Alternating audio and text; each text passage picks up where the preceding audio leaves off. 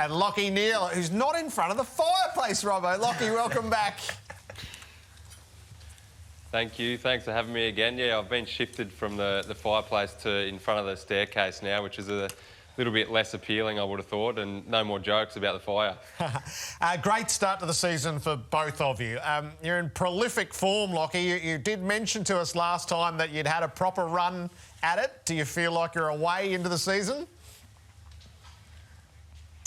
Yeah, I think so. Yeah, I felt like my summer really set me up. I spoke about my off-season, getting a lot of work in there, and then pre-season was a nice little top-up for me to hit the season running. And yeah, I feel like I'm just covering the ground a lot better than I did last year, and I feel like it's showing a little bit in my footy. So yeah, it's only early though, only round 3, so we've got to keep it going.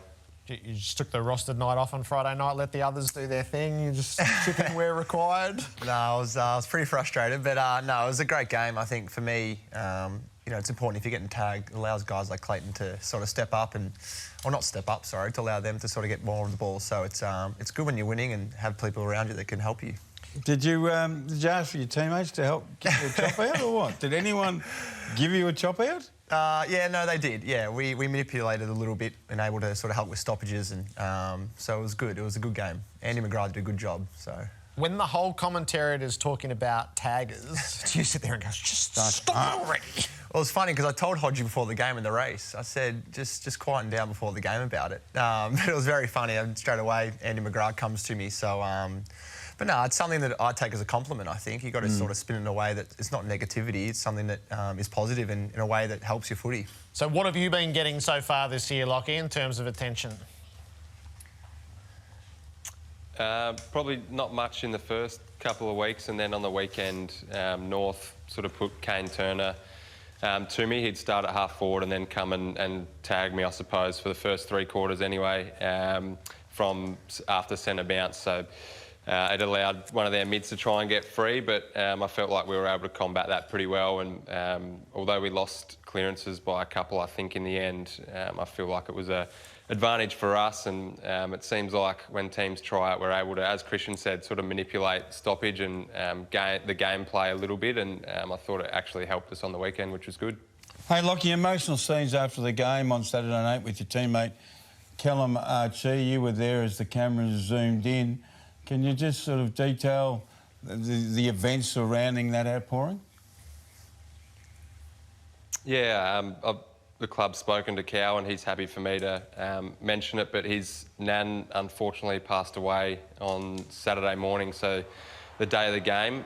So for him to still lace up the boots and get out there and play as well as he did was an amazing effort, and the guys really rallied behind him, and it was great that he could finish in that last quarter with a goal as well. But for him to play as well as he did in such a tough day for him was fantastic, and the guys really got around him, which is what we're all about. I think they're really sad scenes, but they're beautiful scenes at the same time, because we from the outside look at you players and just see how you play, and when you're in the family inside and someone loses someone within their family, and we've said this many times before, football clubs are glorious places to be when there's such tragedy in your life. Well, I think at the end of the day, footy's only a part of us as an aspect of who we are as humans, and we have a life or stuff outside of footy. But the best thing about footy, as you said, Robbo, is the relationships and the culture that footy clubs create. You're able to go to work and sort of have distractions away from footy, but just put them aside for the time you're there. And anyone that retires understands that's the thing they miss is that banter with their teammates. Getting massages, just talking a bit of crap. Like, that's the things that we love about footy clubs, and it sort of distracts you away from stuff that's going on in your life. And to see those scenes, it is beautiful. Like to see the guys hugging the coach and those relationships. It is amazing. So Callum spent the week with the family in Perth. Will he rejoin you for the game on the weekend? I'm not too sure at the moment, Jared, but we'll give him as much time as he needs. I think one of his closer guys at the club, Dev Robertson, said he thinks he's going to play. So hopefully for our sake he does. He's in some good form. He's such a great player for us in a variety of roles. So hopefully for us he plays, but if he doesn't, that's okay. He'll take as much time as he needs over in Perth. A health check on both of you. So you had a little bit more strapping on your knee than you would typically have. We're all looking down on Friday night, a fraction suspicious. How are you? No, I'm all good. It's just one of those ones. I did my ACL in my first year, so for me, it's just every now and then, a 6-day break sort of swells up. So just sort of precautionary stuff. But no, I'm fine. Well, I've been following you, mate. Round 1, no strapping. You have 80 possessions, right? Smooth. Round 2, Friday. Oh, geez, did you have a knee reconstruction? Attracting umpires' attention. This week, I'm going to tape both my shoulders and see what the new noise is next week. But you no, good? it's just I'm fine, mate. I'm all good. What about you? What about you, Lachie? You look a bit sore. Nah, I'm all good. I tripped over nothing basically and rolled my ankle, just a tweak, and then about 2 minutes later, my left ankle got trapped under me. So I had the double ankle, but they're completely fine. I trained today. I was just a little bit proppy and moving not very well on Sunday morning. It was a bit of a struggle to get out of bed, but I could train today and I'll be fine for Friday night. I think I spoke to Champion Data today, and they think that you're ranked #1 for the most tape used on your ankles over the last couple of years, because every third game you're off the ground getting your ankles taped again. Yeah, I need to do a bit of work on that. I hurt my ankle last year, obviously, and had to have surgery on it. But, yeah, the ankles are a bit of a weak point of mine. Lucky I'm not a basketballer. I'll get my ankles broken every game. Christian, you might be our resident Adam Gilchrist, I think. So I've been looking forward to having this conversation with you since Friday night. The goal you kicked, did you tell the umpire that it was touched? I actually told... So Clayton was celebrating really hard, and I said to him, I think it's touched, just go set up on defence. So, set up the zone or whatever to men on the mark. God knows I was telling the umpire it was touched. No, I wanted that to be a goal every day of the week. It was just more just telling Clary, I think it's touched, just set up on D. You wouldn't want to play poker a lot. Yeah, I was probably too honest, to be honest. Did he touch it or not? Do you know? Yeah. The 3/4 time break, you sort of walked past, and I told James Stewart, I said it was touched, wasn't it? And he said a few swear words, and he definitely touched. Yeah. So you didn't tell the umpire, you were telling Clayton. Well, it was funny because I was waiting for the shot clock to go down until the centre square, and I saw 3, 2, 1. I said, I'm home here. This is good. I thought you were so honest, and we're trying to work out should the player's word be part of the review, but it just didn't happen at all. We needed that goal. It was, Yeah, you did too. It was a ripper of a goal too.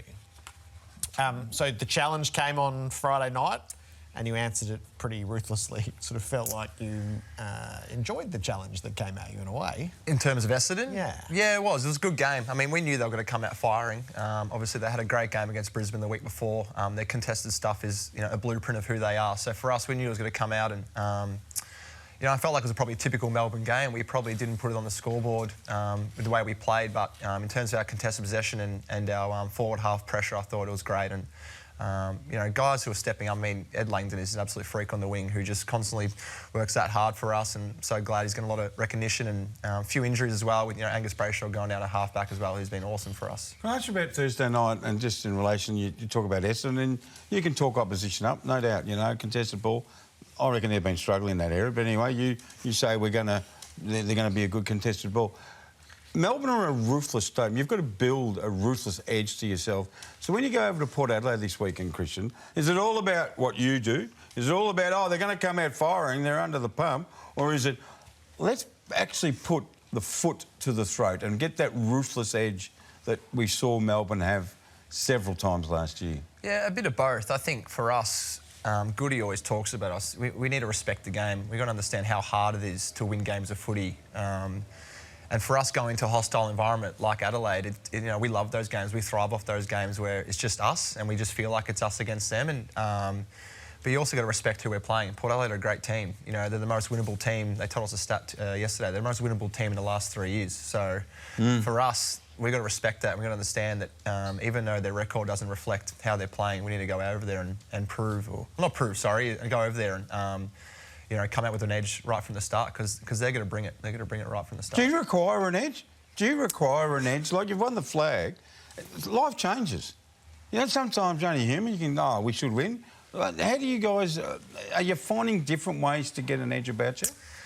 Yeah, I think so. I think we understand that we are the reigning premiers and a lot are going to hunt us, but, you know, we thrive off that. We like the pressure. We understand that we're going to be playing in some big games this year and, yeah, we understand it's only round 3 too, but, you know, these games that we're banking points in is really important for the end of the season. So yours is a big environment on Thursday night. Lachie, it's not hard to remember the environment that was last time the Lions and the Cats met down at Kardinia Park. Are you looking forward to getting back down there? Yeah, can't wait. I think the guys are really ready for the challenge, and playing on a Friday night again is exciting for the club and for the group, and what better challenge to try and take on Geelong in Geelong. It's one of the toughest assignments in footy, but we think we're ready for it. So when there are edgy encounters, and the last couple have been that way, is there residual when you go to play against the group the next time around? I think so, yeah. I think that's the case with most of the teams that are competing in that top 4. When you come up against each other, you've sort of got a point to prove. They're big games. There's some big game players playing as well, and everyone wants to perform at their best. And we have had a couple of fiery encounters against the Cats. They're a pretty ruthless team. We're trying to be a ruthless team. They've done it for a couple of decades, really. They've been a great team for a long time, and a team that we aspire to be like. And we're a good team, but we're trying to be a great team. So we'll take that challenge up. I think the guys are really looking forward to this one, and we're excited. We feel like we probably haven't played our best footy the first couple of weeks. Last week was a great result for us against North, but it's a really good challenge to come up against a top flight team, and on a Friday night, as I said, we're really excited. You know how Chris Scott and Fags had a bit of a run-in a couple of years ago, or the last time they met? Like, you go up to Fags and say, "You wouldn't believe what Chris Scott just told me about you." Try and get Fagan and the coaches fired up before the game again. That would bring some edge to the contest. Yeah, I might try that. It was good to hear a couple of those stories come out of that game at the Cattery. I think they're both really competitive individuals, and I think you've seen Fags when he's on the bench. He can get pretty feisty at times as well, so I'll try and rev him up for you before Friday night. And how will Melbourne's men look to support Melbourne's women on Saturday afternoon in a grand final? Yeah, it is exciting. First grand final. It's super pumped for the girls. I mean, they've had obviously COVID year 2 years ago where the season got cancelled, and obviously last year they fell short. So we were there supporting them at the MCG against Brizzy on the weekend, and they got the win, which is good. And I think a few boys will stay behind. We get a 3-day, 4-day break, which is good. We play GWS the following Saturday, so I reckon a few boys will stay behind and watch it. And it's just amazing. I mean, you know, for us to be in the grand final last year, and now for the women's, it's awesome for Melbourne fans. Yep, terrific. Christian, Lachie, thanks for being with us tonight. Thanks, guys. Thanks, guys. Appreciate it. Lachie Neale and Christian Petrarca with us. On Tuesday nights, we look back at the top 3 tweeted about moments of the previous round. So at 3, the Bont with the sealer on Thursday night. It was a big moment. Yeah, Dogs' first win of the season. Might be the best player in the game, Christian. Max King at 2, and the corner that he turned in. Yes, that's how good is that activity. But an after the siren winner in such circumstances and such shape, that's going to be the most tweeted about moment. Oh, Jordan Dawson. In any given week.